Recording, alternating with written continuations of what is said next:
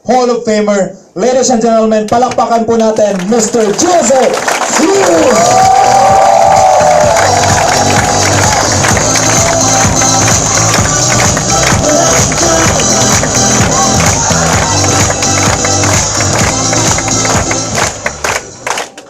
Yun, good morning! Okay lang po ba kayo? Yes! Grabe, ang bango natin. Okay. Question, sino po bang first timer? Meron pong first time. Yung hindi pa member. Okay, ang tsatsagahan nyo naman, nagtsaga kayo. Okay, kasi di ba typical pag ganitong training, normally ang uma-attend is mga ang init. Pwede nang tanggal ng coat, no? Yes!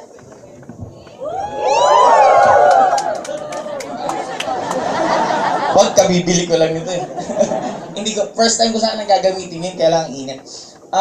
Anyway, papakilala po muna ako ng konti. My name is Joseph Lim. I'm into AIM for almost 8 years. 8 years ko na po itong ginagawa. And sobrang ganda kasi sa dami po na naging experience ko sa iba't ibang tao na nakilala ko at nakasama ko, nakita ko gaano kaganda ang network. And mamaya explain ko po sa inyo bakit kailangan nyo mag-networking, anong pwedeng mangyari sa inyo pagdating ng oras, at kung ano man po nararanasan nyo ngayon, normal po yun. Okay? Now, ang kulit pala, parang mga alitap-tap na ang kulit, tingnan ako pumaypay nyo. Okay. Now, mag-uumpisa tayo syempre. Sa pag-network, ang topic ko po, sabi nga, normally halos once a year ko itong ginagawa dito sa head office, pero sa iba't ibang lugar, halos madalas ko rin itong gawin. Now, ang topic natin is NDO. When I started in doing network marketing, this is my favorite subject. Nung nag-networking na ako, gustong-gusto ko kasi tatlong subject lang pag-aaralan mo. OPP, Product Demo, NDO. Sa school, ang dami mong subject na pinag-aaralan, tapos hindi mo mako-connect kung saan mo siya gagamitin pag nakagraduate ka na. Now, ang kagandahan dito sa new distributor orientation, even if you're not doing network marketing, kaya itong makarelate sa buhay ninyo. In short, mas makakatulong to for you to become a better person para mas makita mo yung positive outlook ng buhay. Okay, now, magsisimula tayo sa lahat. Bakit may mga taong sumasali at bakit may mga taong hindi sumasali sa networking? Okay? Umpisa natin ito sa walang kamatayang fear. And bago ko makalimutan, buti na lang naalala ko, may binilin po sa akin. Nandito po ba yung mga grupo ni Marco Malyari? Oo, nasa unahan. Okay. Now, sabi ng apply nyo, makinig daw kayo sa akin. Now, anyway, balik tayo dito. This false expectation appearing to be real. Ito yung mga takot na kaya siya nagiging takot is, normally, naglalaro lang naman sa utak mo. Marami sa atin, may mga nagtatanong sa akin, Upline, anong gagawin ko para maging katulad nyo kami? Or maging katulad ko kayo? Guys, for you to become successful sa pag-network, hindi mo kailangan gayahin yung journey mo sa kada ibang tao. Ang pinaka-importante is talunin mo lang kung sino ka kahapon. It's already enough. Parang ganito, kung dati nakikinig ka dyan, tapos sunod, inutusan ka na mag-erase ng whiteboard, achievement tawag doon. Kasi dati nga, nanonood ka lang, hindi ka pa part ng group, ngayon part ka na, achievement yon. Kasi the moment ang goal mo agad, kumita ng maraming pera, ang magkaroon ng kotse, yumaman, yun ang pinakamababaw na reason, at karamihan tao, pag yun ang naging reason mo, yun ang unang-unang nawawala sa ganitong business. Okay, now, dito sa false expectation appearing to be real, mawawala lang to.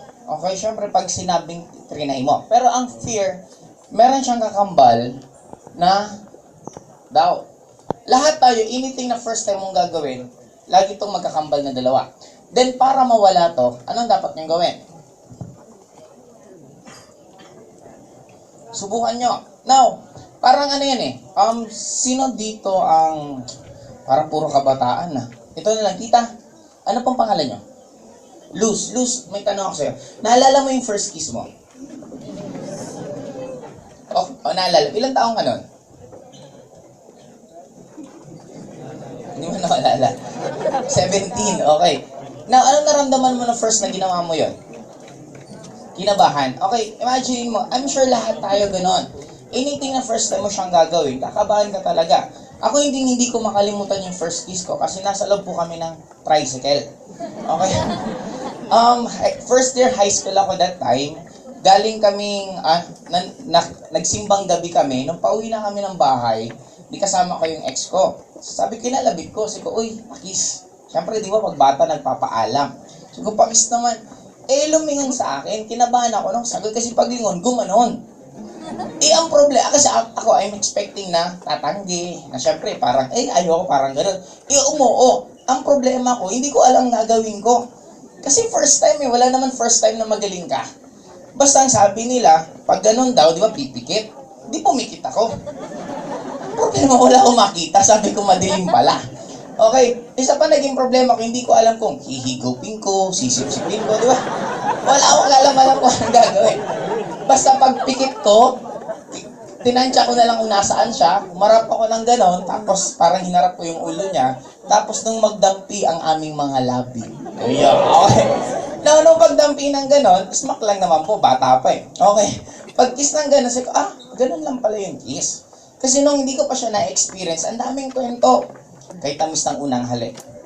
Para ka nakakuryente. Parang lumilipad sa langit. Di ba ang daming ganon? At kinakabahan pa ko that time kasi ang paniniwala ko, pag nag-kiss ang babae at lalaki, mabubuntis yung babae. Di ba kasi sa mga TV before, nung nanonood pa po ako ng TV, di ba pag sa mga may scene na nagkikiss, di ba pagka-kiss, hihiga, pagkahiga, buntis na. Di ba hindi naman pinapakita yung actual? Kaya I'm thinking na ganun talaga yung nangyayari. Then only to find out na hindi naman. Now, yung first mo, nakakatakot. Nung inulit mo, nababawasan yung takot mo. Habang paulit ng paulit, sumusunod, hindi ka na natatakot, nag-i-enjoy ka na. Ganun din sa pag-network. Sa umpisa, nakakatakot kasi makatawa naman tong isa na to nung nag-i-enjoy ka na. Di ba talaga? Okay. Now, parang networking din po yan. Nung first time kong punta dito, nakakatakot din. Bakit? May kilala ba ako? Anong gagawin ko pag nasa office na ako? Kaya ang pinaka-importante nga sa lahat, para sa akin, antayin mo ang downline mo maging at ease sa business. And hindi siya nangyayari instant. Kailangan mo siya bitbitin na samahan sa office, ipapakilala sa mga tao, hanggang maging at home siya. Pag nagiging at home siya, mas magiging madali yung pagtatrabaho niya. Okay, now, dito sa try na to, doon na siya nawawala, doon na nasasagot. Now, after try, ito na ang pinaka-importante, pinaka-gusto ko sa lahat, is bakit mo siya kailangan gawin. Number 1, meron akong mga sarili kong reason bakit ko siya ginagawa. Pinakamaganda kong reason ngayon, this is trend. Anong ibig sabihin ng trend? Uso. Pag uso, wala kang choice. Sumabay ka or hindi, talagang kailangan mong sumabay. Pwede kang tumagal na hindi ka sasama, but end of the day, magiging part ka pa rin. When we started, alam nyo ba nung nagsimula kami 8 years ago, pag nagsiseminar kami ng ganitong oras, ang attendees namin mga 10, 20. Ngayon, ilan na? Tingnan nyo sa inyo, hindi na tayo magkasya, dami pang tao sa labas. Now, bakit siya nagiging trend? Kasi guys, sa law of supply and demand, pag maraming supply, nagiging mura. In short, parang asin. Since lahat ng dagat meron asin, na murang-mura yung asin. Okay? Parang bato, ganun din. Ang daming mga bato kung saan-saan, kaya nagiging mura. Diamond, gold, bakit siya mahal? Kasi kukunti lang. Now, ano ang oversupply sa panahon natin? Unemployed. Ang daming walang trabaho. Since maraming walang trabaho, kahit mura ang sweldo sa isang empleyado, okay lang. Bakit? Ang daming pwedeng mag-apply ulit. Okay, now, ano ang point ko guys? Ang kagandahan ng networking, mayroon siyang economic proof. Pag nag-boom ang isang industry, sabihin natin nag-boom isang country, pag nag-boom siya, ibig sabihin maraming pera. Pag maraming pera, maraming bibili ng products. Pag ang country mahirap, katulad ng Philippines, isa sa, kumbaga hindi tayo ganun kayaman na country, kahit mahirap tayo, maraming gusto mag-networking kasi maraming gustong kumita ng pera. In short, kahit saan status, maging boom ang country, maraming bibili. Pag ang country mahirap, maraming mag-join sa networking at maghahanap ng pagkakitaan. Yun ang isang pinakamaganda dito. Trend, okay? Number 2, this is the big money versus small money. Now guys, napaka-importante ito. Bakit? Nung nakita ko to, dito lalong parang sinabihan ako na lalong talagang hindi ako maging empleyado. Why? Question, sa sweldong 20,000 na lang per month, malaki o maliit? may hindi ba member na lalaki? Sino pong hindi pa member? Pwede pong part asama. Member na kayo? Hindi ba kayo member? Ba't ganyan suot yung damit? Okay. Sino pa? Ito na lang. Bro, anong pangalan mo? Jimmy. Jimmy, tatanungin ko sa'yo. Ang sweldong sabihin na lang natin, 30,000 per month. Malaki, maliit? Para sa inyo, malaki o maliit? Okay. Jimmy, may pangarap ka ba? Kung mangangarap ka ng kotse, magkano ang budget mo ng isang kotse?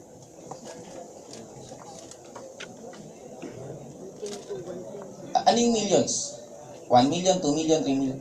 1.2. Okay. Kung magkakaroon ka ng bahay, Jimmy, magkano ang budget mo? 4 million. Okay. Kung savings, Jimmy, magkano ang gusto mong savings?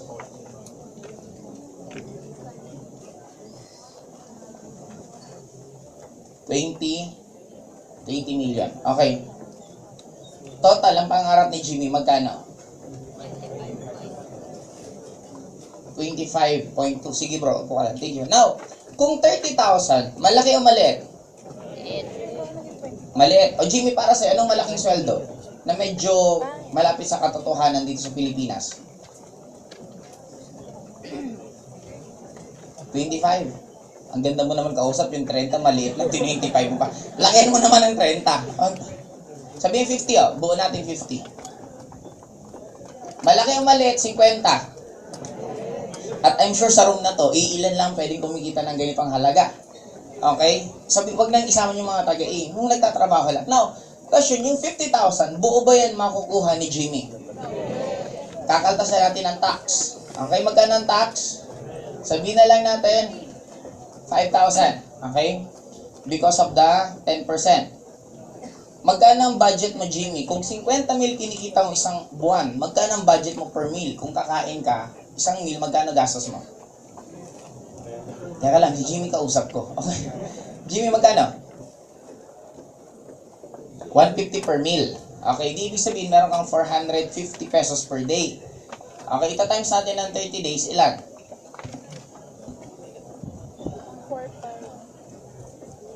Ilan ba lahat? Di na marunong mag-compute eh. Almost 15. Average na tama ba? Ay, 13. Sabihin natin 13,000 food. Kuryente, tubig, renta ng bahay, mga magkano estimate mo? Magkano? 6,000. Okay. 6,000 sabihin natin kuryente, tubig, bahay. Okay. Bro, may girlfriend ka? May asawa ka na. Okay, nung sabihin na lang natin, pag magde-date kayo ng asawa, magkano budget mo? Bakit pag asawa na ba, hindi na ba dinidate? Hindi ba dapat dinidate pa rin? Magkano budget mo? 500, isang date. Okay. Sabihin na lang natin, 4 na beses silang nagdi-date. Grabe ka naman ng 500. Saan kayo makakarating mo? 500 times 4. Kasi 4 times siya nakikipag-date. Anong sogo? Ikaw. Kaya ibig sabihin kasi, 500, manood ka lang ng sine. Magkano pa panood ng sine? Almost 200. 200, 400. Maghati na kayo ng popcorn. Diba? Sabihin na lang 2,000 sa date niya sa wife niya. I'm sure iba po ang date ng tropa sa date ng asawa or karelasyon. Pare, pag nagdi-date ka ng mga barkada mo, magkano ng budget mo? Teka lang, siya nakausap ko. Magkano? Ha? Malaki. Ano yung malaki sa'yo? 1,000. Okay. Nakita niyo na po, mas mahal talaga ng lalaki ang barkada nila kaysa sa asawa nila. Okay. 4,000. Okay. Now, kung i-ising ko pa dyan lahat, ang dami pang klaseng kaltas. SSS, GSIS, PhilHealth, pabango, pamasahe, so on and so forth. Now, eto na lang, computin natin lahat. Magkano yan? Magkano lahat?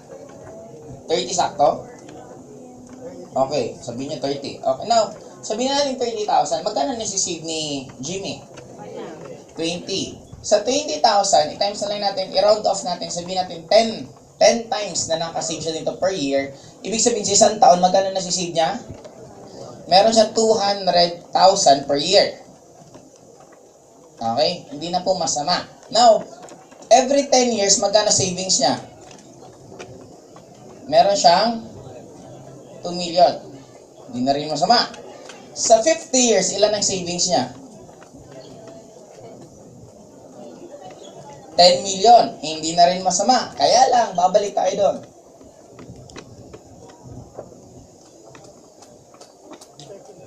Yung pangarap niya, hindi pa rin naaabot sa kinikita niya. Nung nakita ko to, doon ako nag-decide na, bakit kailangan mag-work? Mag-work para saan? Para payamanin ko yung iba. Mag-work para saan? Para ikulong ka ng paulit-ulit sa loob ng cubicle ng trabaho mo. Pinapagalitan ka na, after kang pagalitan, dapat magkakaroon ka pa ng utang na loob kasi binibigyan ka nilang pagkakitaan. But end of the day, sinasacrifice mo buong buhay mo para isang bagay na halos walang nangyayari sa'yo. Sabi nga, what is the weird thing about sa tao? We're so busy making money, neglecting our own health, and in the end, we're going to spend all our money to save our health.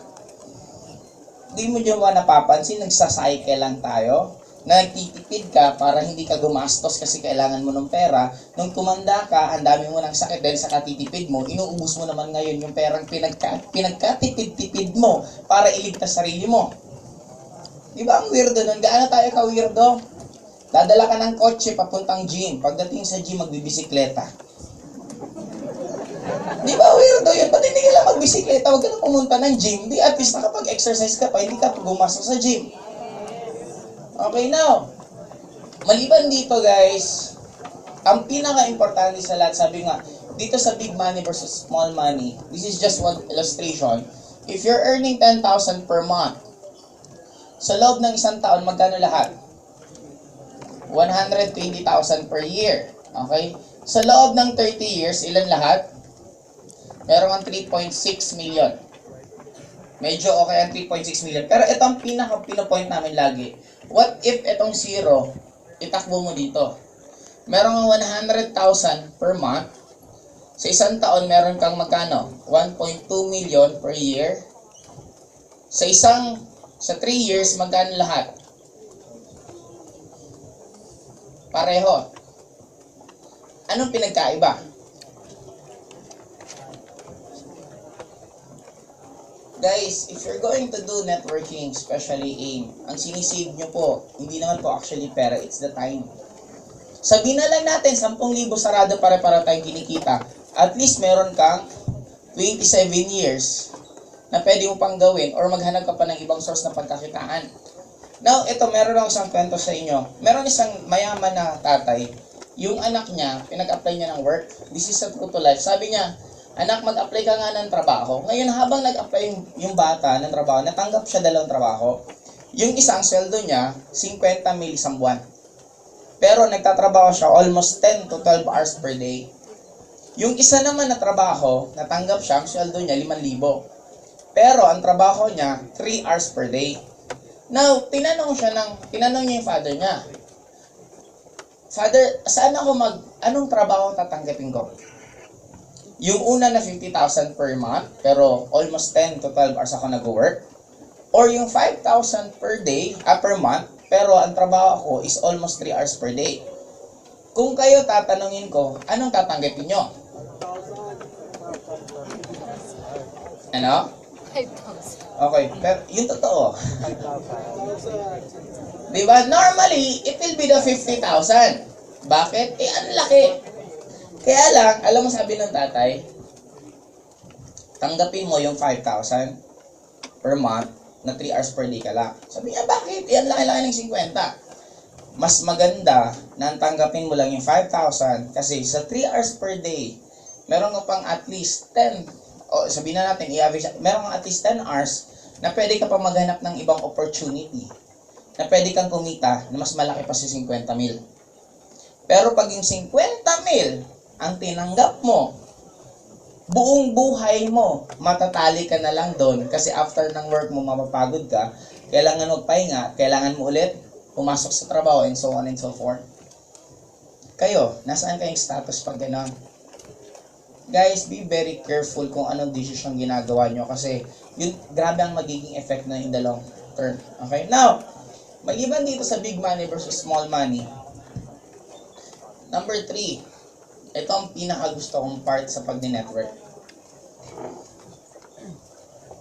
Kayo magiging boss. Ano ibig sabihin ng boss?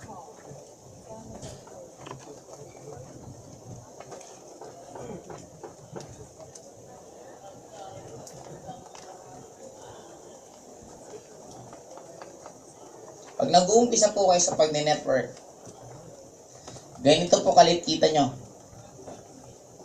Yung work nyo, sobrang dami.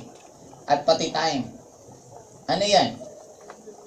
Yung work, ikaw nagpapalab sa prospect mo. Ikaw pumupunta sa bahay nila. Ikaw nagpipresent. Uma-attend ka ng ganito. Ang init-init na. Malamang hindi ka pa kumakain. Maghapon ka na lang dito sa Ortigas. Yan ang tinatawag na work. Yung time mo, minsan, mga family gatherings, special moment ng family mo, instead, nandun ka, nandito ka, nagpipresent ka, nag-OPP ka. Yan ang kinikita mo, ang liit. Minsan, 500 na nga lang sa DTC mo, ini-encash mo pa. Di ba? Marami mo ba nakaka-relate? Okay. Now, dun sa 500 pesos na yan, dun nagsimula. Nung tumatagal, yung work mo medyo nababawasan ng konti. Bakit? Nagkaroon ka na ng mga grupo. Yung mga grupo, instead di ka nagpipresent, i-text ka na lang, upline. May pupunta dyan sa office, pwede po bang pa-assist? In short, pupuntaan mo sa office, i-assist mo na lang siya. Now, yung time mo rin, hindi na ganon. Kasi bakit? Hindi ka na minsan nag-attend ng training. Kasi since marunong ka na rin lang naman, kahit ang ginagawa mo na lang, nag-assist, nag-OPP. Ang kita mo, medyo lumalaki-laki na. Ito na yung baka nag-3,000 ka na isang buwan, nag-5,000 ka na isang linggo, doon na pataas ang pataas. At there will come a time. Ito na lang yung work mo, ito na lang yung time na ini-spend mo, pero yung kita mo ganito kalaki. Guys, nandito kaming status na to right now. When I started, dito din ako nag-start. Why? Para makapag-attend ng ganito, kailangan ko mag-travel ng 12 hours. Galing akong Bicol, sasakay ako ng ordinary bus, Simchud, bababa pa kami ng Pasay, then after nun pupunta dito. Yung pagkain, sakto-sakto. Minsan, ultimo Jollibee, naligo. Yung alam mo yung Jollibee Pasay sa may Filtranco. Di ba, 24 hours yun? Nagawa namin dun maligo. Oo, talo-talo na. Nanghiram kami ng tabo, mabilisan lang naligo, tapos direct. Kasi pag maliligo lang naman, pinaka-importanting malinis ito. Tapos mukha, yun ang nakikita, yung natatakpan ng damit, okay na kahit. Diskarte lang. Okay. Now, dito sa building na to, nagawa namin maligo din sa 4th floor. Di ba yung CR dito? May hugasan doon ng mga map. Pagpasok mo CR ng lalaki, hindi ko kasi alam CR ng babae. Pagpasok mo CR ng lalaki, may hugasan dito ng mga map. May gripo doon. Doon kami naligo. Kasi ang point, ang paniniwala ko especially sa buhay, I don't care kung mag-elevator ako o mag-stairs ako. Mas importante sa akin, magagawa ko yung gusto kong gawin. In short, mas mabilis ko siya matatapos. Even mag-taxi o mag-kotse. Kung mas madali mag-taxi, I'd rather go sa taxi. Okay, kaysa magkakotse ka, ang tagal-tagal. Pagdating doon, hanap ka pa ng parking, hanap ka pa kung saan pa pwesto. Unlike pag-taxi, pagdating mo, baba ka na. Now, guys, just imagine this. Dito, sobrang hirap. Maraming nag-quit ditong stage. Pagdating dito, mas lalong dumadami. Pero kung alam nyo lang na unti-unti nyo lang tiyagain, darating ang time. Right now, I'm averaging more than 100,000 per day. Mag-work ako or hindi. Tatanungin nyo ako, bakit nagsasalita ka pa? Guys, we're not getting paid para magsalita sa inyo. Nagkataon lang na this is my passion. Ibig sabihin passion, even if I'm paid or not, gagawin ko siya. Bakit? Ang sarap ng ginagawa. May nagtanong sa akin, Joseph, kailan ka mag-re-retire sa pag-networking? Sabi ko, bakit ako mag-re-retire? Hindi naman ako nagtatrabaho.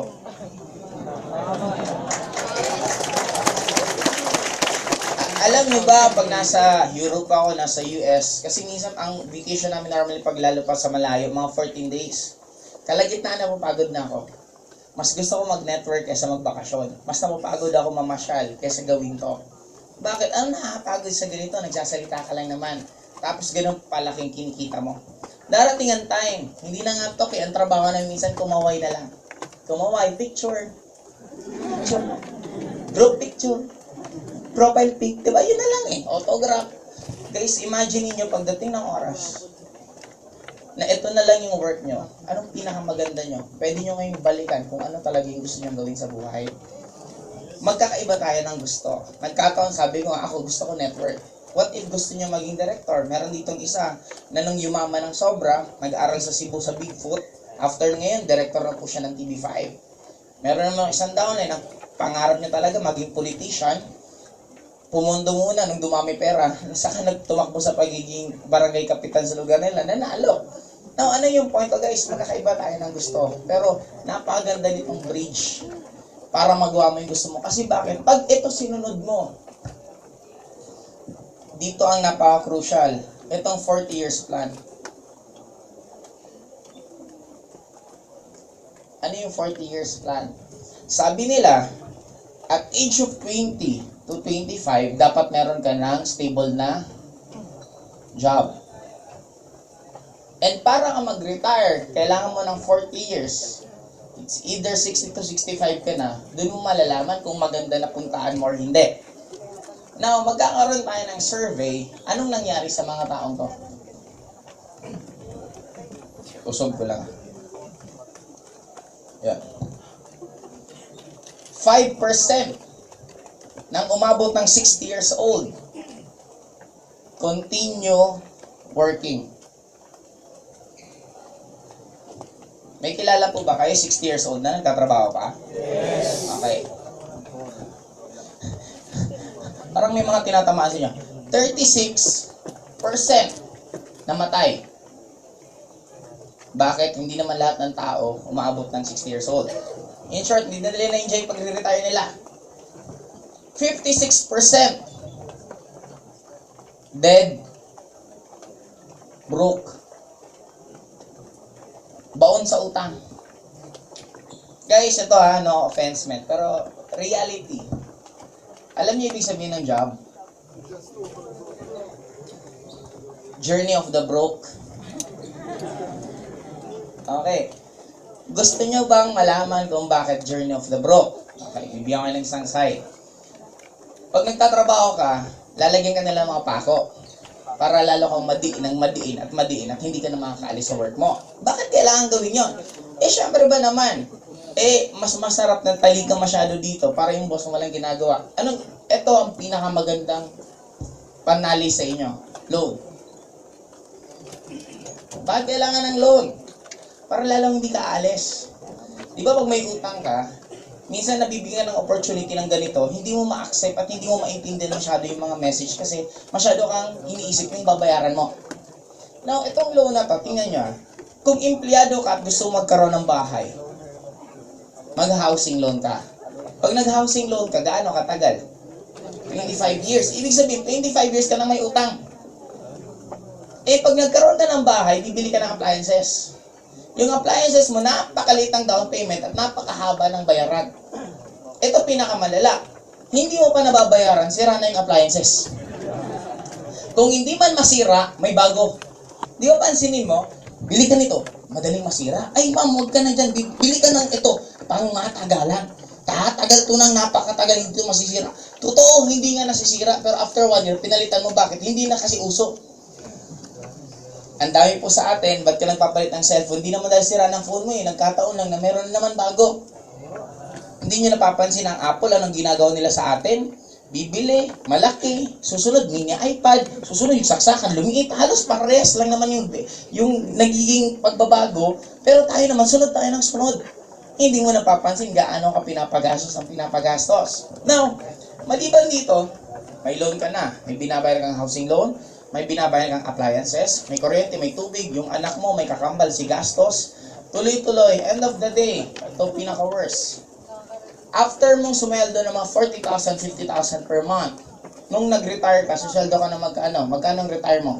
Retirement mo, mga 20,000, 30,000. Ibig sabihin, buong buhay nyo, na nasanay ka, na ang kinikita mo 50,000, nung nag-retire ka, bilang naging 20, 30,000. Ito pa worse. Sabi ng iba, di okay lang naman kahit lumit yung kita namin kasi wala na rin naman kami gastos. But guys, always remember, pag ganitong edad, wala nang pinag-aaral kadalasan. Pero may isang pinagagastosan. Ano yun? health. Ang dami nang nararamdaman. Minsan, pati yung mga ari-arian ng anak nila nakukuha para lang magpa-opera. Okay? Susunod, 2%. Comfortable yung buhay. Ibig sabihin, mayroon din naman palang tao, gumanda yung buhay nila sa pagiging empleyado. At 1% doon, wealthy. Ibig sabihin, meron 1% na gumanda ng sobra yung buhay nila. Now, this is my question. Kung ganito pala pupuntahan nyo, 97% gaganda buhay mo, 3% hindi gaganda buhay mo. Susugal ka ba? Kung sasakay ka ng eroplano at sasabihin ng piloto, Ma'am, we have 50% chances na lalanding at 50% na magka-crash. Sasakay po ba kayo? Sasakay po ba kayo? Dito, you have 97% chances na hindi gaganda buhay mo at 3% chances na gaganda buhay mo. Susugal ka ba?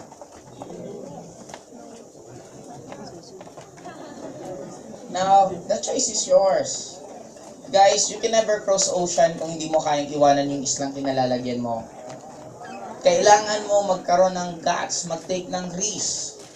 Kung para sa'yo hindi barya ang halaga mo, then bakit ka nag-aalaw na tinatanggap yung baryang sinisweldo sa'yo? Guys, etong survey na to ginawa to hindi sa Philippines. This survey na to ginawa to sa United States. What more? Dito sa Pilipinas. Kaya mag-isip-isip po muna kayo, tanongin yung sarili nyo. Ang masama pa dito, pag nagkamali ka, hindi ka naman pwedeng ulit. Pag 60 years old ka na, pwede ba, Lord? Isa pa, ulit-ulit ako sa 20 years old, tatry ulit ako ng ibang opportunity. You cannot do that. Sa networking, may tinatawag na 4 years. 4 years plan. Ano yung 4 years plan? Kung hindi ka magiging mayaman, napakayaman mo pag ginawa mo ng 4 na taon ng tuloy-tuloy ang pag-networking. This is already a proven system even sa akin po. Talagang makapagsabi ako yung 4 years plan ay napakatotoo. Unang-una, hindi ako matalino sa loob ng school. Pangalawa, ako po yung laging nasa principal office. Ibig sabihin, hindi nga maganda ang tingin nila sa akin nung high school ako, sabi nila, hindi na makakagraduate ng college. Makukulong ako. Makakapatay ako or ako mapapatay. Ganun po ang tingin nila sa akin. Kasi nga, ang tigas ng ulo ko, na akala ko masama din yun. Kasi yun ang tingin sa lahat ng teacher ko eh. Pero ibig sabihin pala nun, you have your own decision. I'm not that kind of person na always thinking inside the box. Ako yung tipong tao, sabi nga, di ba parang ganito yan eh. Pag maliit ang kumot, matutong. Eh para sa akin, bakit ka mamamaluktot kung pwede kang bumili ng bagong kumot? Di ba, bakit mo papahirapan ang sarili mo matulog ng maliit, eh kung pwede kang humilata? Eh wala kaming pera, eh di yung dalawang mong kumutahiin mo. Di ba malaki pa rin yun? Now in short, nung nakita ko to, ito talagang pinaka nag-ano sa graduate po ako ng computer engineer. Pero after ko pong graduate, hindi na po ako nag-try ng work. Okay now, kaya nyo pa ba? Yes! Believe naman ako sa inyo. Okay. Nasaan na yung eraser ko? Ay, thank you. Now, dito tayo ng konti sa mga attitude. Ano yung mga dapat nyong gawin? Para kayo mag-succeed sa ganitong business. Okay? Number 1. Okay lang ba kayo? Okay, number 1. Attitude. Ito ang pinaka-importante sa lahat. Guys, huwag nyong maghanap kayo ng external motivation. Dapat ang kailangan nyong hanapin is the internal. Etong attitude na to, sabi nga namin, pag binilang mo to sa alphabet, dito ako magugulat. Bakit ang A, that is 1. Ang 20, ang T, ilan man T? 21, 20. Ilan? 21. Tama ba, 20? 20. Ang I, ilan ba? K-L-M-N-O-P-Q-R-S-T. Tama, 9. T is 20. Ang U, 21, 4, 5. Now, pag inadapt mo to lahat, ilan?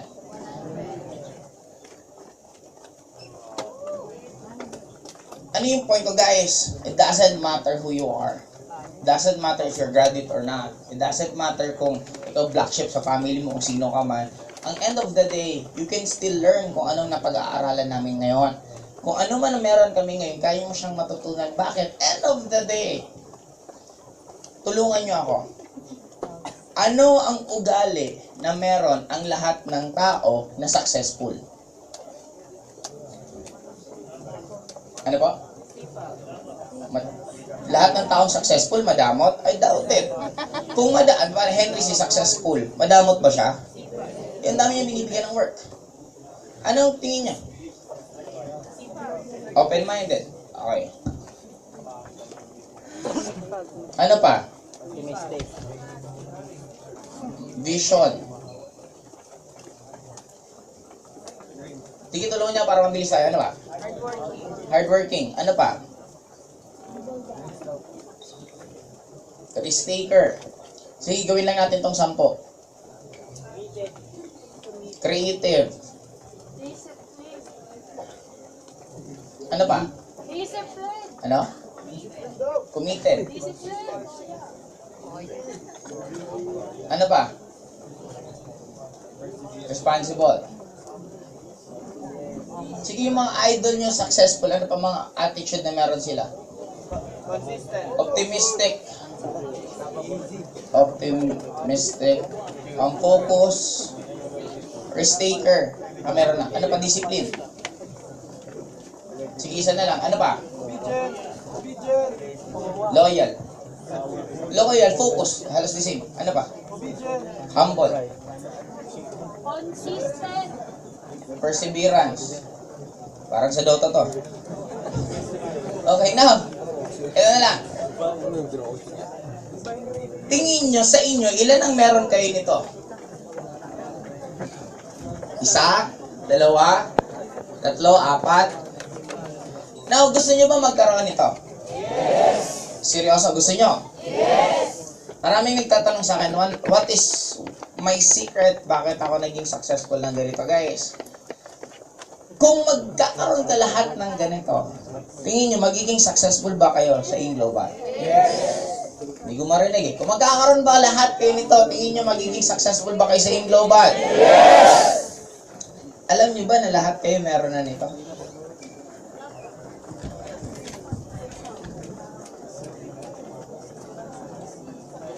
When we were a child, lahat ng to meron tayo.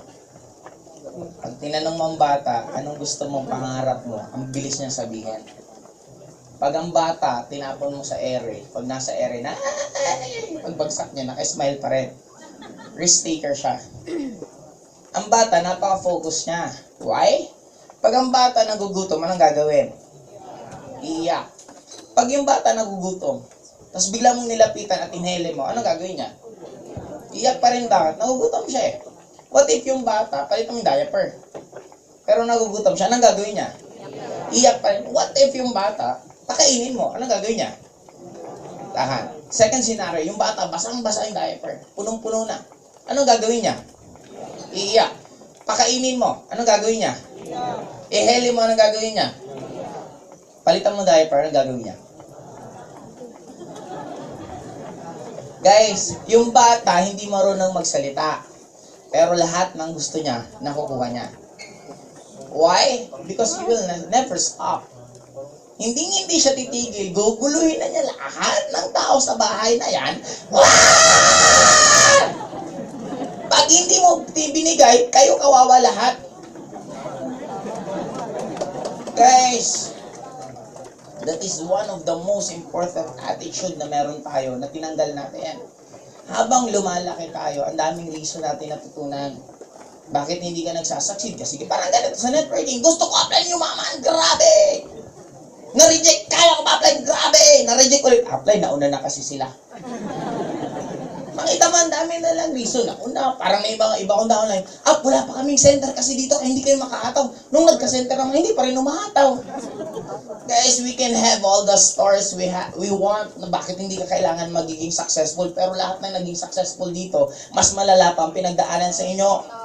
Then bakit sila naging successful? Because they chose to become successful.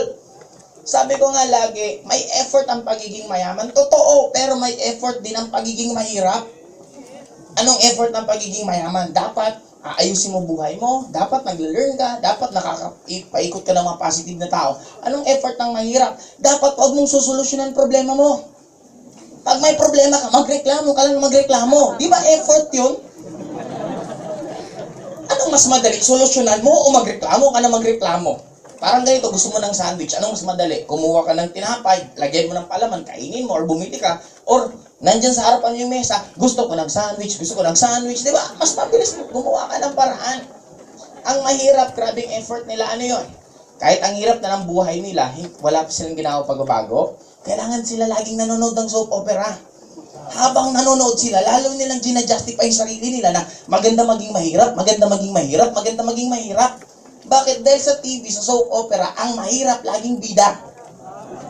Ang mayaman laging masama ang ugali. Kaya syempre, sino ba naman ang gustong maging kontrabida? Syempre, lahat tayo gusto natin maging bida. Kaya habang nanonood ka ng soap opera, subconsciously, binibigyan ka niya ng message na maging mahirap ka, maging mahirap ka, maging mahirap ka. Di mo may kasabihan pa nga, kung sino daw yung mahirap, yun ang mahal ni Lord? Di ba unfair na mayaman pala? Hindi. Di ba parang malabo naman yun?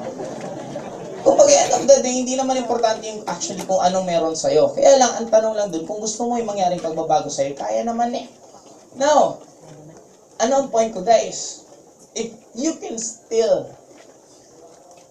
learn to go back kung sino ka noon, mas magiging successful ka. Don't ever grow up. Growing up is a trap. Bumalik ka sa pagiging bata, matuto kang laging nakasmile. Ang bata, ultimo bato, napaglalaroan niya, nag-i-enjoy siya. Ikaw minsan may cellphone ka na, marami ka ng sapatos, na hindi ka marunong maging masaya. Guys, paano to babalik? Alalahanin, kasi tayo, ang naging problema sa atin, nung pinanganak ka, may namili ng pangalan para sa'yo. Nung lumalaki ka, may culture ka na nakasanayan. Hindi ibig sabihin na yan ang culture mo, yan ang tama. Nagkataon lang na yan ang nakalakihan mo. Lagi ko ang sinasabi, nagtanong ka ba sa kutsara at tinidor, tinanong mo sila bakit sila ginagamit mo, bakit hindi chopstick? Pero pag nasa Chinese ka naman, chopstick ginagamit. Kung kasalanan ba ng Chinese kung nagcha-chopstick? Hindi, yun din ang nakasanayan nila. Now, meron na nga ako sa'yo. Ito, passion. Number 1, pinanganak ka, may nagbigay ng pangalan. Number 2, may nagbigay ng culture. Number 3, kung anong religion ng parents mo, normally, yun din ang religion mo. Number 4, meron mga teacher. Guys, hindi po ako nag-focus or nagtuturo po ng tao. Ang minimin ko po yung school education system natin. Marami pa mga teacher na nagsasabi sa atin na kami ang bahala sa inyo, sundin nyo lang kami, magiging maganda buhay nyo. Kailangan nyo pag-aralan lahat ng tinuturo namin kasi pag pinag-aralan nyo, automatic magiging successful kayo sa buhay. Kaya, gulat ako bilang dumili doon. Ngayon, kaya lang guys, ganito yon. For me, it sounds funny. Nung nag-aaral tayo, alam nyo ba na ang daming ginibap natin? Ako, number 1 na ginibap ko nung nag-aaral ako.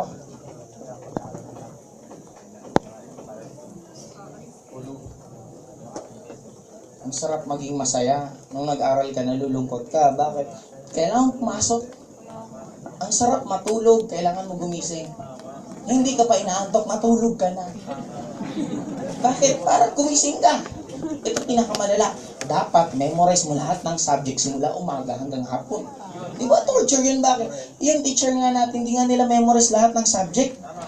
Di ba kada subject, ibang teacher natin? History, math, di ba iba-iba? Eh sila nga hindi nila ma-memorize lahat. Bakit tayo pinapamemorize nila lahat? Now, ang point ko doon guys, if makakabalik kayo dito, isa pa, gusto nyo bang maging happy? Yes. Gusto nyo bang bumata na mas effective pa compared sa perfect white at white light? Yes. Number 1, don't celebrate your birthday. Kasi pag sinelebrate mo ang birthday mo, parang sinasabi mo sa sarili mo, tumanda ka na naman ng isang taon. Nagyaya ka pa ng mga kaibigan mo, yung mga kaibigan mo, inattract din nila sabay-sabay, ay tumanda na naman siya. Okay? Now, ito pa ang pinaka malupit doon. Guys, if someone asking you kung ilang taon ka na, don't mention your age kung kinakasama ng buhay mo yon. Di ba, minsan, pag ilang taon ka na, pag nag-40 above ka na, di ba, parang ang hirap banggitin? Hindi gumawa ka ng sarili mong kalendaryo. Ilang taon ka na? 23A. Next year, ilan taon ka na? 23B. O di, bakit ganun ang edad mo? I have my own calendar. Di ba? At least masaya ka. Di ba, bakit mo papalungkutin ang sarili mo sa mga, sabi nga nila, mas maganda na nga minsan na parang hindi totoo, at least masaya ka, kaysa naman totoo according sa kanila, pero malungkot ka naman. End of the day, nag-invento lang naman ng calendar. Ang dami ng klaseng calendar, hindi naman lang yung Juliet. Now, ang point ko guys, ibalik nyo lang to. This is one of my pinaka-sikreto sa buhay. Masaya lang ako sa lahat na nangyayari sa akin. Okay? Now, dito sa attitude na to, bibigyan ko na lang kayo ng isang kwento. Para at least, mas normally kasi ako nung nag-network, ito yung pinaka-gusto mga kwento. Okay? Meron isang boatman. Itong boatman na to, bigla magkaroon siya ng customer na isang teacher. Sabi ng teacher, boatman, pupunta ako ng kabilang isla. Magkano ba bayad? Di nag-compute na sila, okay na. Di habang papalit na sila, papunta na sila ng isang isla, yung teacher wala magawa. Naisipin niya tanongin yung boatman, Boatman, do you know how to speak English? Eh, siyempre, boatman lang naman. Sabi ng boatman, sabi nung teacher, don't you know, you lose 1/4 of your life because you don't know how to speak English. Di biglang talagang kinabahan yung boatman kasi ang tagal niyang nabubuhay sa mundo, ngayon lang niya nalaman na 1/4 ng buhay niya wala na. Di, sagwa na lang ng sagwa na napapaisip yung boatman, ganun pala. Maya, nagtanong na naman yung teacher, Boatman, do you know anything about science? Di lalong kinabahan yung boatman. Sabi ng boatman, no. Tapos sabi nung teacher, don't you know, you lose 1/4 of your life?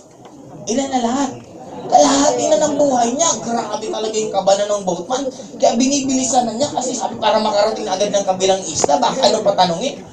Eto na naman yung teacher. Mr. Boatman, do you know what is science? Di lalong kinabahan na naman yung ano. Okay, now, inulit na naman niya. In short, pag sobrang bilis ng boatman kasasagwan, tumaob. Nakatama sila sa iceberg. Okay? Now, pag taob, di syempre lumubog. Yung boatman ang ginagawa. Di. Mga ganun-ganun lang siya. Yung teacher, sabi ng teacher, help! Di talagang hindi pala marunong lumangoy yung teacher. Eh, sabi ng boatman, teacher, do you know how to swim? Sabi naman ng teacher, no, I don't know how to swim, help me. Sabi ng boatman, therefore, you lose 1/2 of your life.